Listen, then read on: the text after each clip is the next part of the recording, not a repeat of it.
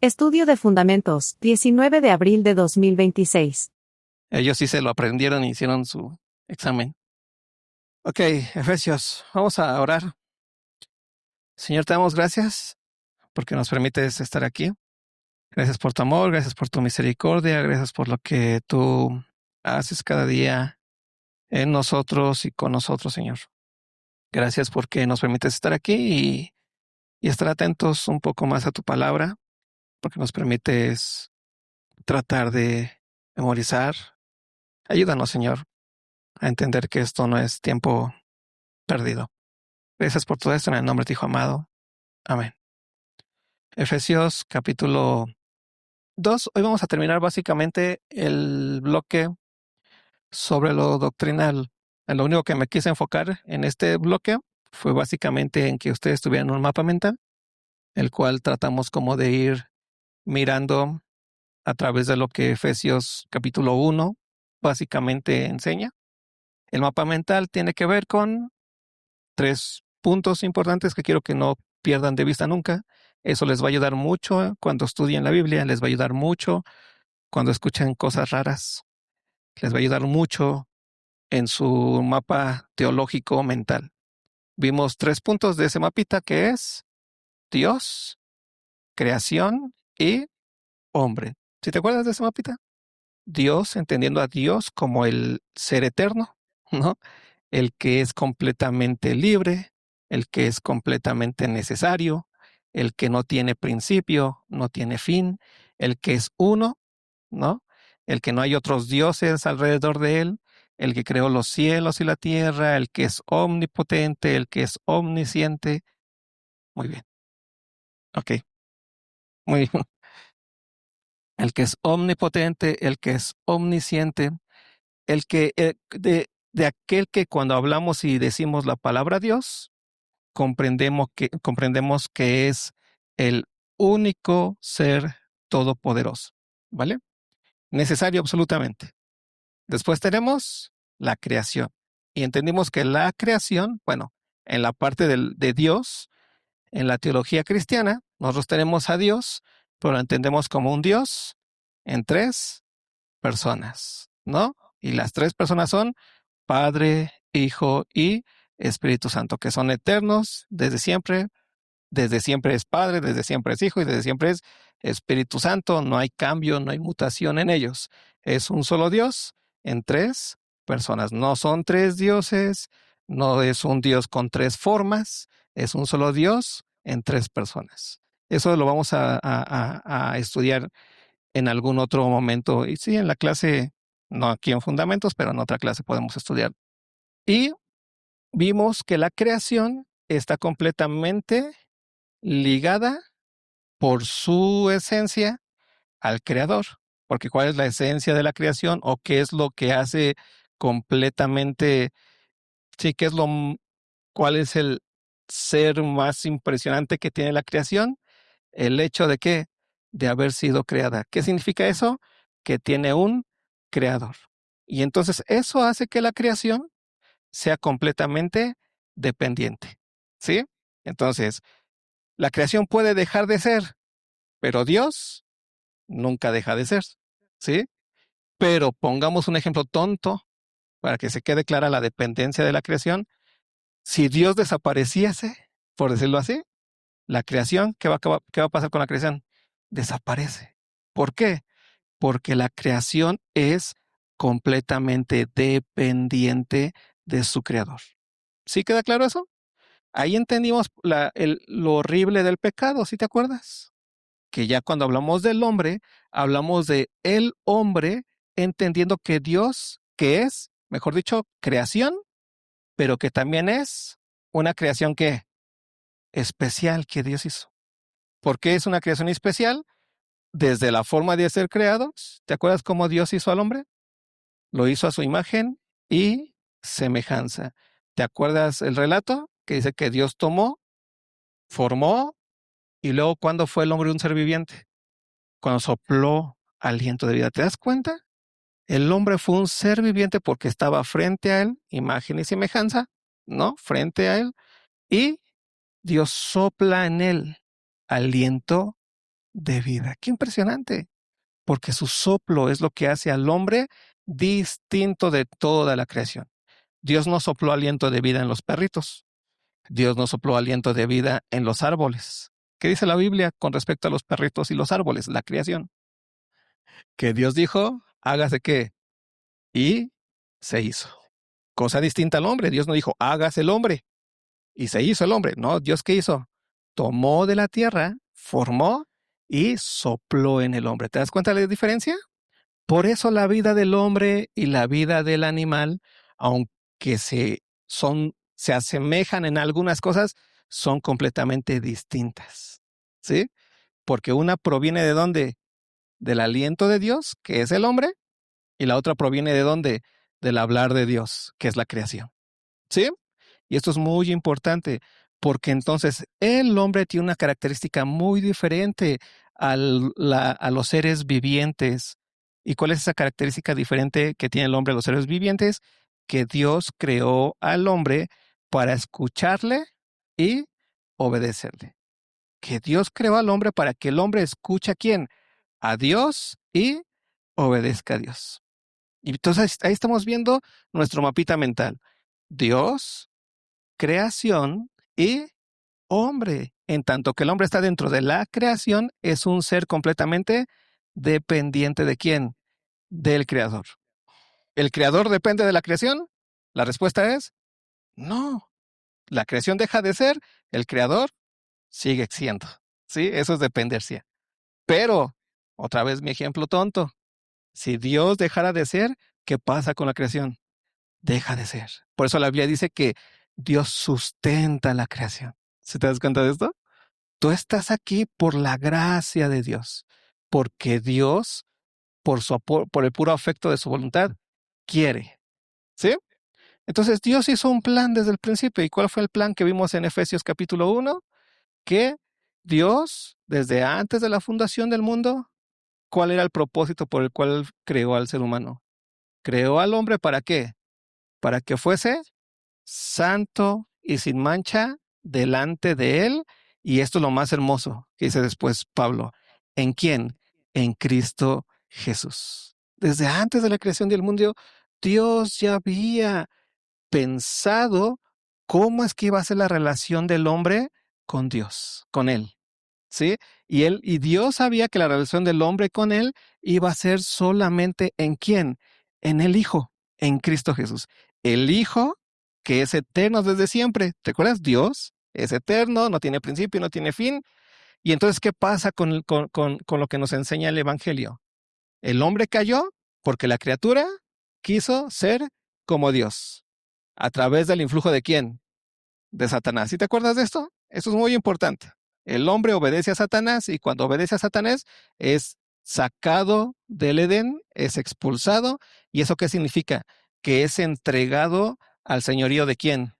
De Satanás. Por eso, por cuanto Adán pecó, dice Pablo, entonces todos pecaron en él. ¿Pero por qué todos pecamos en él?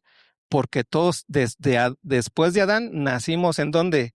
¿Bajo el dominio de quién? De Satanás. ¿Sí? Bajo el reino de las tinieblas. Ahí nacimos todos, lo quieras o no. ¿No? No es que traigas una especie como de ADN pecaminoso en el sentido biológico. Traemos un cuerpo corruptible ya. Pero ¿qué es lo más impresionante del pecado? Que estamos bajo la tutela o estábamos bajo la autoridad o el poder de quién? De Satanás. ¿Sí? Y eso es algo muy, muy claro. Pero ¿por qué ocurrió eso? Porque la criatura pensó que era Dios. Y eso es lo más tonto que el hombre puede hacer. ¿No lo crees? Pensar que eres Dios. Y a veces es lo que más pensamos los seres humanos. El hombre cayó. Pero ¿qué nos dice el Evangelio? Que Dios se hizo hombre. Y ahí tenemos la otra parte concreta que necesitamos tener muy claro. Dios, la segunda persona de la Trinidad, el Hijo, ¿qué hizo? Se hizo hombre, se hizo carne, se encarnó. ¿Qué significa eso? Que Dios tomó cuerpo, y que por medio de esa encarnación de una persona. ¿Y quién es esa persona? Jesús, el cual es, como lo hemos visto, verdaderamente hombre y verdaderamente Dios, ¿no? En esa persona, que es el Cordero de Dios, Dios cargó en él el pecado ¿de quién? De todos los hombres. Y entonces Jesús pagó el pecado de todos nosotros por medio de la muerte. Jesús murió. ¿Quién es Jesús? Verdaderamente hombre, verdaderamente Dios. Es el Mesías, el Hijo de Dios viviente, el Hijo de María, el Hijo, el Hijo de José, del carpintero. ¿Sí te acuerdas quién es este? De Belén, ¿no? Él que se hizo Dios hecho hombre, él, en él Dios cargó el pecado de todos nosotros. Jesús murió, Dios murió, el hombre murió. Sí, si lo quieres ver así. Murió. ¿Y qué hizo Dios? Lo resucitó. Y en cuanto lo resucitó, en ese momento venció al pecado y a la muerte. ¿Qué significa eso? Que venció la soberanía de Satanás que tenía sobre el hombre. Ahora, Satanás ya no tiene soberanía sobre el hombre. Ahora ya hay una puerta, y hay un evangelio, y hay una buena noticia, que Cristo te ha hecho libre por medio de su muerte, de su resurrección y de su victoria en la cruz. Ahora ya puede ser trasladado de las tinieblas, ¿a dónde? Al reino de su amado Hijo. Ya hay una salvación. ¿Te das cuenta de esto? Eso significa la salvación, que Cristo ya venció completamente el imperio de Satanás, si lo quieres ver así. Hoy que estamos en temas de guerras y que escuchas que bombardean a unos y que luego a otros y bla, bla, bla, y eso, ¿sí? Haciendo una analogía, Cristo ya derrotó por completo al bando enemigo, ¿sí? ¿Cuándo lo derrotó? Cuando Dios lo levantó ¿de dónde? De entre los muertos. Y por esa victoria, ahora cuando la iglesia predica el evangelio, ¿qué ocurre? Trae luz y trae salvación a los seres humanos. Por eso tú puedes decir que eres salvo. ¿Eres salvo de qué? Del reino de las tinieblas en donde estabas esclavizado. Eres salvo del pecado. Eres salvo de esa esclavitud que había sobre ti del pecado, en donde tú, por más que no querías pecar, lo hacías porque ¿quién era el que te gobernaba? Satanás. Ahora ya tienes otro Señor. Por eso Jesucristo es el Curios, ¿no? Es el Señor, aquel que es tu gobernador, si lo queremos ver de esta manera. ¿Vale? Entonces, Dios ha traído salvación en Cristo Jesús. Y lo que vamos a ver hoy, que es muy rápido, porque básicamente es la repetición de todo lo que hemos visto y de muchas cosas que ya sabemos, es, ¿y entonces qué somos ahora? ¿Qué pasó? En el momento en el que Jesús nos ha sacado de las tinieblas del reino de Satanás y nos ha trasladado al reino de su amado Hijo, ¿qué significa eso para nosotros? Y Pablo lo va a dejar muy en claro en el capítulo 2, versículo 11, hasta el final. Deja muy en claro esto. ¿Por qué? Porque antes de Cristo solamente existía una promesa. ¿Y cuál era la promesa? Que Dios iba a traer salvación ¿a quién? A este mundo por medio del Mesías. ¿Y cómo comenzó Dios a llevar a cabo esa promesa? Pues Dios comenzó llevando a cabo esa promesa del nacimiento del Mesías por medio de un pueblo, de una genealogía. Dios le prometió a Abraham. ¿Te acuerdas quién es Abraham? El padre de la fe. El Abraham, también los judíos dicen que es el padre de los judíos, ¿no? Los que tienen sangre abrámica son aquellos que provienen de Abraham. ¿Te acuerdas de la historia de Abraham? Que Dios le dijo, sal de tu tierra y de tu parentela a la tierra que yo te daré, y tendrás mucha descendencia y habrá muchos hijos. Y Abraham dijo, pero mi esposa es estéril, ¿no? ¿Sí te acuerdas? Y entonces Abraham sale y entonces pues sigue caminando por fe y pasan cosas. Ya ahí lo vas a leer en Génesis tú, no te lo voy a contar. Pero Abraham es probado en su fe y de repente simplemente no, su esposa no queda embarazada y dicen, pues yo creo que Dios como que me dijo mal las cosas, ¿no? ¿Y qué ocurrió con esta Sara cuando quiso ayudar a Dios? Dijo, pues, ¿cómo se llama su sierva? ¿Eh? Agar, exactamente. ¿Qué pasa? Entonces le da a su sierva y que dice, pues vamos a ayudarle a Dios, este va a ser tu descendencia. ¿Y qué le dijo Dios a ellos? No, de quien va a nacer el Mesías, va a ser de quién? De Sara. ¿Y te acuerdas qué pasó? Cuando volvió a escuchar eso, Sara, que se ríe, ¿no? O sea, pues cómo, ya estoy bien ruquita. Y mi esposo está peor. ¿Cómo va a ocurrir eso? ¿Y qué ocurrió? Pues Sara concibió. ¿Y a quién dio, y quién fue el que nació ahí de Sara? ¿Eh? Isaac, muy bien. Pero el fin de todo eso es que Dios les dio una promesa, que en Sara, Abraham iba a tener descendencia. Y esa descendencia iba a traer a quién? Al Mesías. ¿Sí te das cuenta? Y entonces ese pueblo de Israel es un pueblo que Dios tomó para salvaguardar la descendencia y la promesa que Dios le hizo a quién? A Abraham. ¿Para qué? Para que en ese pueblo y de la sangre de Abraham naciera quién? El Mesías. ¿Quién es el Mesías? Jesús. ¿El hijo de quién? De María. ¿Sí te das cuenta? ¿Es hijo de José? La respuesta es no. ¿Es hijo de María? Sí. ¿Por qué no es hijo de José? Exactamente, porque María era virgen y concebió de quién? Del Espíritu Santo, es lo que dice la Escritura. ¿José fue obediente? Es un ejemplo de obediencia, ¿no? Qué hermoso esa parte. Bueno, no es el tema, pero una de las cosas más importantes que debemos de comprender es que en esa historia de salvación, voy a hacer este corte para que entendamos que el Antiguo Testamento es la historia de ese pueblo que Dios eligió para que por medio de ese pueblo viniera quién? El Mesías. Y el Mesías era la bendición para quién? Para todo el ser humano. ¿Sí? ¿Queda claro hasta ahí? Dios iba y eligió a un pueblo para cumplir la promesa de que iba a mandar al Mesías. ¿Hasta aquí vamos bien? Entonces, ¿qué necesitaba ese pueblo también? Un Mesías, porque ese pueblo era pecador, igual que el gentil, pero estaba más cerca de Dios en el sentido de que Dios a ellos sí les dio sus promesas, sí les dio la ley, sí les tenía una relación directa con ese pueblo, si lo queremos ver de esta manera, ¿vale? Pero ¿cuál era el fin de este pueblo?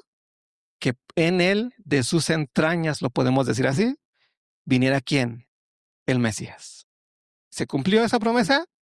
Claro. ¿Y ahora qué pasó? Ese es el contexto al que vamos a llegar hoy. Capítulo 2, versículo 11. Ve lo que dice. ¿Por qué es esto importante? Porque esto nos va a dar completo entendimiento de qué es la iglesia y quién eres tú en la iglesia. Ve lo que dice. Versículo 11. Dice, por tanto, le está diciendo a los de Éfeso que eran gentiles. ¿Te acuerdas de esto? El mundo antes de Cristo estaba dividido en dos. ¿En quién? En el pueblo de Dios, el elegido, que era quién? Israel, y los que no eran Israel, que eran los gentiles. O en otras palabras, los que venían del linaje de Abraham, en el sentido de la promesa de Israel, Jacob, ¿no? Que después fue Israel, porque ¿quién otro fue su hijo también de Abraham? ¿Te acuerdas? Ismael, pero él no era de la promesa. Por eso, por medio de Ismael o de Abraham tuvo descendencia en Ismael y dice, sí, pero de la descendencia de Ismael venía la promesa y dices, no. ¿De quién venía la promesa? De Isaac, ¿vale? Y de quién vino Jacob y de quien Jacob se convirtió en Israel. ¿Sí queda claro? ¿Por qué entonces es por Jacob? Pues porque la promesa fue dada a quién? A Abraham en Sara. ¿Sí queda claro esto? Que Sarai iba a concebir. Entonces ahí Dios dividió el mundo entre los que venían de la promesa que Dios le dio a Abraham, de su linaje, por medio de Sara, de Isaac, de Jacob, y los que no venían de ese linaje. ¿Y quiénes eran los que no venían de ese linaje? Los Ismael, si lo quieres ver así. Aunque venían de Abraham, no venían de la promesa. ¿Sí queda claro? Estaba dividido, gentiles y judíos, ¿vale? Los judíos tenían una ventaja sobre los gentiles, mucha ventaja. Ajá, desde la promesa que Dios hizo a ellos, ¿no? En ese momento. Y tenemos ya esas dos líneas. Pero ve lo que dice Pablo entonces. Entonces, acuérdense, dice Pablo, de que en otro tiempo ustedes, ¿a quiénes les va a hablar? A los gentiles. Porque Pablo era israelita. Traía pedigrí abránico, ¿no? Traía linaje. De hecho, eso les importa mucho a los israelitas, la genealogía. ¿Y de qué presumen mucho? Pues yo tengo sangre de qué? De mis padres, Abraham, Isaac y Jacob. Y de hecho, hasta muchos van y se meten a buscar y a rastrear toda su genealogía para mirar que son descendientes de quién? Del verdadero Israel. ¿Sí? Entonces, ve lo que está diciendo aquí Pablo. Ustedes antes, los gentiles, eran otra cosa. En otro tiempo, ustedes, los gentiles, en cuanto a la carne, era llamado, ¿qué? Incircuncisión por la llamada circuncisión hecha con mano en la carne. ¿Te das cuenta cómo hay una distinción? Los que sí eran del pueblo de Dios y los que no eran del pueblo de Dios. Los que sí eran del pueblo que Dios eligió para que de sus entrañas saliera el Mesías, y los que no eran del pueblo que Dios eligió para que sus entrañas saliera el Mesías. ¿Sí? Había una distinción clara. Y ve lo que sigue diciendo. En aquel tiempo, ¿quiénes? Los gentiles estaban sin quién, sin Cristo. ¿Por qué estaban sin Cristo? Porque estaban sin promesa. ¿Qué era lo que unía la fe del judío? El Mesías. ¿Por qué tanto se fijaban en su genealogía? ¿Por qué tanto les importaba su herencia, su descendencia? Porque posiblemente de ahí vendría quién? El Mesías. ¿Sí te das cuenta de esto? Ellos lo tenían muy claro, sabían lo que Dios iba a hacer, y lo que sabían era que el Mesías iba a venir. Y queda claro esta parte, estabais sin Cristo, los gentiles no tenían no tenían conciencia de eso, no estaban bajo la promesa. ¿Qué más tenían? Alejados de la ciudadanía de Israel, pues sí, no eras de la carne de Abraham, y ajenos a los pactos de la promesa, sin esperanza y sin Dios en el mundo. Esto era lo que eran los gentiles. Era la realidad del gentil. Era la realidad de aquel que no era judío. Pero lo más importante de esto es que la promesa del Mesías, la promesa que Dios le hizo a Abraham, era que en él iban a ser que benditas todas las naciones. No que los judíos iban a ser los únicos benditos de las naciones. Eso es lo que no entendieron después los fariseos. Cuando Jesús dice, el reino de los cielos se ha acercado, les está diciendo, hey, ya se ha acercado la bendición a todos los pueblos. Ya llegó el tiempo en donde el reino de las tinieblas, que ahorita tiene su autoridad, va a ser que vencido. Ya llegó el tiempo donde ese reino va a ser despojado. ¿Y el reino de quién? De Cristo va a ser puesto. Por eso Jesús siempre anunciaba el reino, y el reino se ha acercado. Y si entiendes que el reino ya está aquí, yo soy el reino, dice muchas veces Jesús. Y ese es el punto al que está llegando, que Dios cumplió su promesa a los judíos guardando su descendencia para que por medio de su descendencia viniera la bendición. ¿A quién? A todos, judíos y no judíos. Si te das cuenta de esto, es muy importante. Por eso es importantísimo comprender que en el Mesías tú ya tienes una identidad. Y esa identidad es la iglesia. Ve lo que dice después. Pero ahora en Cristo Jesús, ¿te das cuenta? Antes de Cristo, así eran las cosas. Pero ahora en Cristo ya cambiaron. ¿Por qué cambiaron? Porque Cristo ya vino, porque Dios ya cumplió su promesa. ¿Te acuerdas de cuál era el propósito de Dios por el cual creó al ser humano? Que fuere santo y sin mancha delante de Él. ¿En quién? En Cristo Jesús. Y si Cristo ya está, algo cambió. Por eso te digo a ti con toda confianza y seguridad, y que a mí me da mucha como ternura, ¿no? De repente cuando el cristiano se la pasa preguntando por su propósito. ¿Alguna vez te has escuchado eso? ¿Cuál es el propósito de Dios para tu vida? Y ahí estamos todos. ¿Cuál será, Dios? ¿No? Cuando eres joven y te late andar en la iglesia, ¿seré evangelista misionero? ¿No? Ya cuando tienes responsabilidades, ¿tendré un trabajo estable? ¿No? Y así, ¿no? Van cambiando tus ideas de propósito, porque tú entiendes propósito como algo futuro que se tiene que cumplir en algún momento y lo entiendes como éxito. Pero cuando Dios habla del propósito que Él tiene en sí mismo, es ¿para qué te creó Dios? ¿Sí? Y Dios te creó para ser santo y sin mancha delante de Él. ¿En quién? En Cristo Jesús. Y eso es la belleza de este tiempo, de que ahora tú ya estás completo en el propósito de Dios por el cual Dios te creó a ti. Te lo vuelvo a decir. Si tú tienes problemas existenciales y depresiones o ansiedades, quiero que sepas que ya estás completo en el propósito por el cual Dios te creó. Y el propósito es que en Cristo seas santo y sin mancha delante de Él. Y que ahora Cristo, en tanto que ya vino y pagó nuestros pecados, tú en Él ya estás ¿qué? Completo, y tu propósito ya está hecho. O sea, tú ya vives en el cumplimiento del propósito de Dios para tu vida. Aunque otros te engañen diciéndote que aún Dios está por cumplir el sueño que tiene para ti. Y así no funciona. Dios no tiene sueños para ti. Perdón si rompo tus susceptibilidades. Dios no está pensando, ya, a ver cómo le va a ir bien a mi hijito. Ay, tengo un sueño para él. Se lo voy a cumplir. No, eso nada que ver, porque el propósito de Dios es que en Cristo el ser humano fuese santo y sin mancha delante de Él. ¿Y qué hizo Dios? ¿Trajo a quién? A Jesucristo. Jesucristo, la segunda persona de la Trinidad, se encarnó, pagó tus pecados, pagó mis pecados, resucitó, está a la diestra del Padre y viene por nosotros. Y ahora nosotros en Él hemos sido trasladados de las tinieblas a su luz admirable, a su reino. Y ahora por estar en su reino, estamos completos en Él. ¿Se te das cuenta de esto? Ese era el propósito de Dios para tu vida. Ese es el propósito de Dios para tu vida.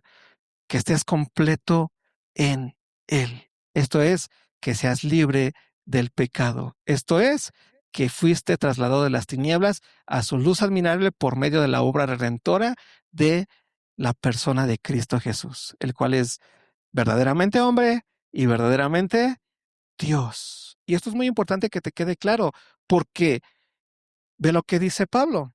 Pero ahora en Cristo Jesús, vosotros que en otro tiempo estabais lejos, ¿sí te das cuenta qué ocurrió? Antes no eran pueblo, no éramos pueblo, estábamos lejos. Habéis sido hechos cercanos. ¿Por qué fuimos hechos cercanos a Dios?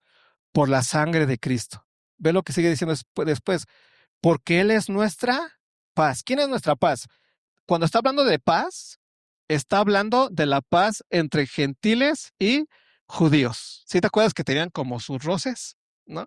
De hecho, en la historia tú lees la palabra de Dios en Hechos, y ves cómo los judíos están enojados con los gentiles con los judíos. En Gálatas, Pablo nos relata algo que pasó ahí, uno de esos chismes celestiales, ¿no? En donde pues el Pedro andaba acá como que haciendo de un lado a los gentiles, ¿no? Cuando venían los judíos y no se juntaba con él. ¿Por qué? Porque los judíos sí tenían un rechazo muy fuerte de los gentiles. Los judíos decían, no, pues los gentiles son leña, pues para el infierno, ¿no? No tienen salvación, es de lo peor que puede haber. Y entonces de repente que un gentil sea del pueblo, para ellos era así como que, ay, no, pues yo soy del linaje de Abraham. Y Jesús es lo que enseña después. La iglesia es del linaje de Abraham por medio de quién? De Cristo Jesús. Porque Cristo Jesús es del linaje ¿de quién? De Abraham. Por eso Dios cumplió su promesa. Por eso Cristo es el Mesías. ¿Sí? Y ve lo que sigue diciendo, nos hizo cercanos, porque Él es nuestra paz, que de ambos pueblos hizo uno, derribando la pared intermedia de separación. ¿Te queda claro? ¿Cuántos pueblos de Dios hay hoy? Uno. ¿Cuántos pueblos de Dios hay hoy? Uno. ¿Sí? Antes de Cristo había también uno, pero ¿quién era? ¿Cómo estaba dividido el mundo? Entre los judíos que tenían la promesa y los gentiles que no tenían la promesa. Pero ahora Dios derribó eso y cambió el mundo. Y también hay dos pueblos hoy, los que no son pueblo de Dios y los que sí son pueblo de Dios.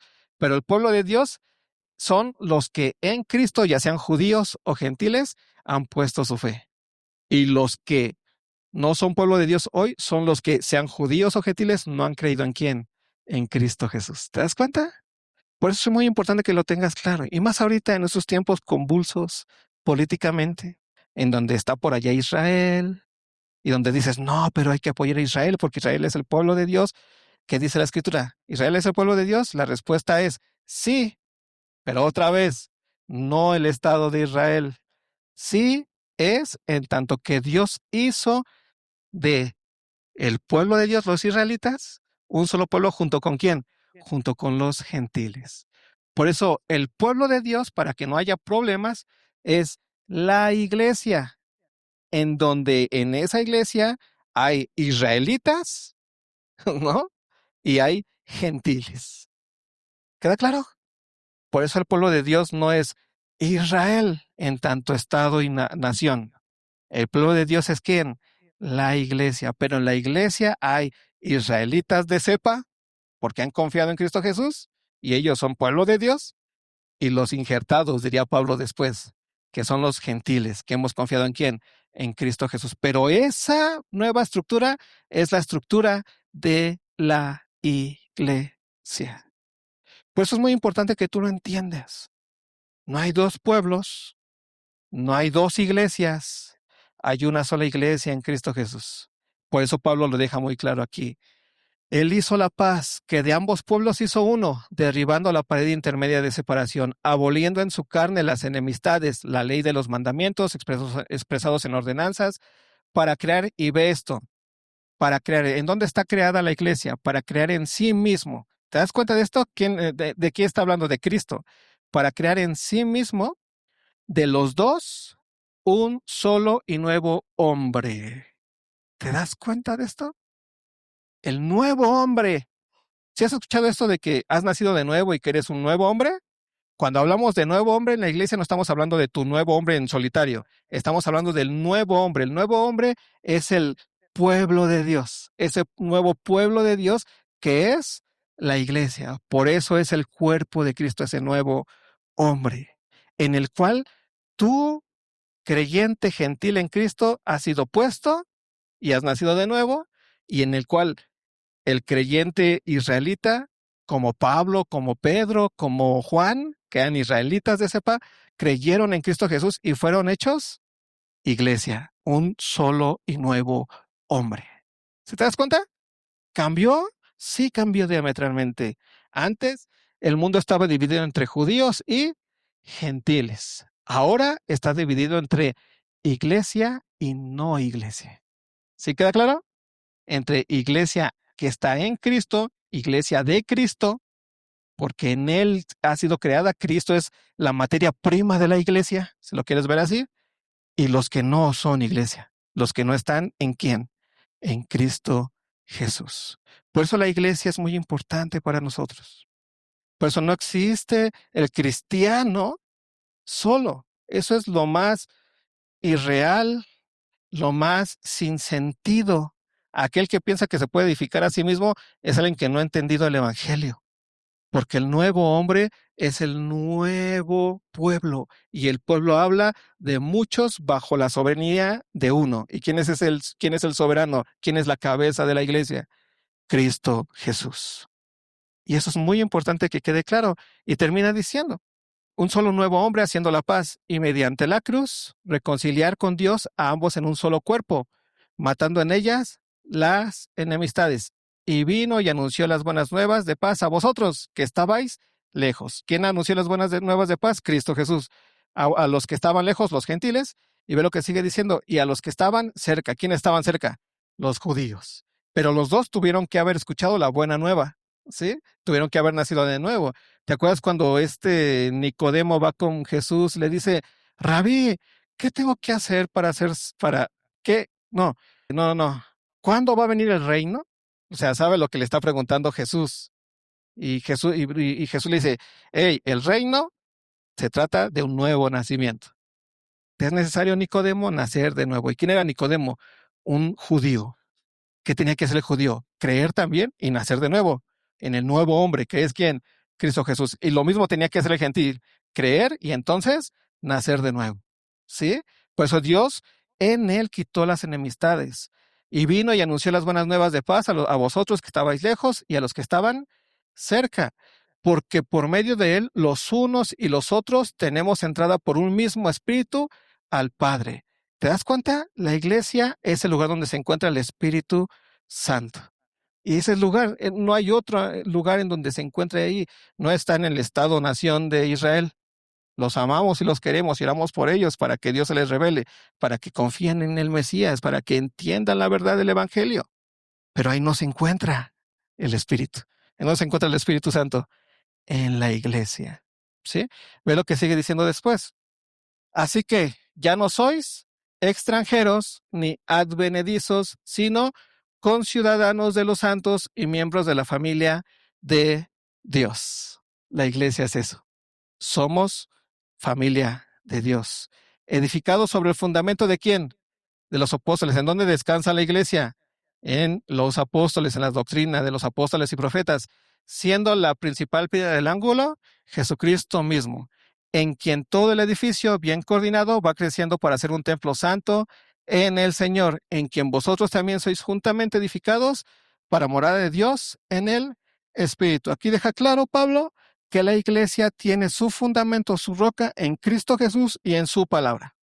Y la única manera en que la iglesia va a ser edificada, en donde tú vas a ser madurado, es en la iglesia, porque es el fundamento, es Cristo Jesús, y en la palabra de Cristo Jesús, porque eres el cuerpo de quién? De Cristo. La iglesia entonces para nosotros es fundamental. Eso no lo puedes quitar. La iglesia puede tener muchos problemas, sí, pero su fundamento es Cristo. Y el que la va a sostener va a ser ¿quién? Cristo. ¿Por qué? Porque Cristo vive, ¿vale? Y tú no lo olvides, la iglesia es ese nuevo hombre en Cristo Jesús, de la cual la cabeza es Cristo Jesús. Y todo se remite a la persona de Cristo Jesús, ¿vale? Nos vemos en un ratito.